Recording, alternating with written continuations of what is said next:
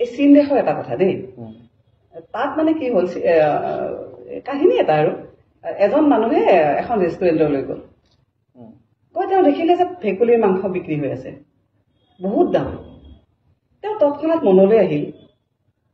যে তেওঁৰ ঘৰৰ ওচৰতে এটা পুখুৰীত বহুত ভেকুলী আছে আৰু এই ভেকুলীকেইটা ইমান চিঞৰে ৰাতি যে তেওঁ টোপনিত ব্যাঘাত হৈ যায় মানে তেওঁ শুব নোৱাৰে গোটেই ৰাতিটো তেওঁৰ মনলৈ অহাৰ লগে লগে তেওঁলোকক সুধিলে মানে ৰেষ্টুৰেণ্টৰ মালিকক সুধিলে যে ইয়াতো ভেকুলীৰ মাংস বিক্ৰী হৈছে মোৰ ঘৰত মোৰ ঘৰৰ ওচৰত এটা পুখুৰী আছে তাত বহুত ভেকুলী আছে বহুত আপোনালোকে ভেকুলীখিনি লৈ আহিব পাৰে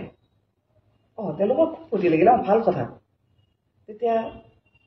পইচাৰো আলোচনা হ'ল যে ইমান দিম তেনেকৈ আৰু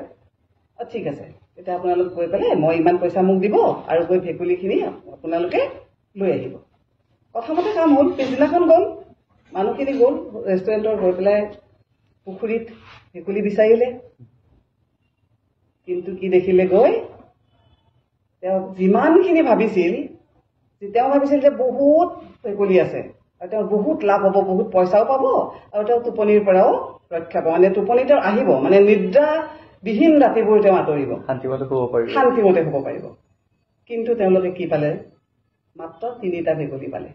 তাৰমানে 3টা ভেকুলী ইমান চিঞৰিছে যে তেওঁ ভাবিছিল যে ইয়াত মানে শ ভেকুলী আছে সমালোচনাটো তেনেকুৱা কথা যে মানুহে ভাবে যে মোক সকলোৱে বেয়া পায় মানে যিজনৰ বিষয়ে সমালোচনা হয় তেওঁ ভাবে যে মোক সকলোৱে বেয়া পায়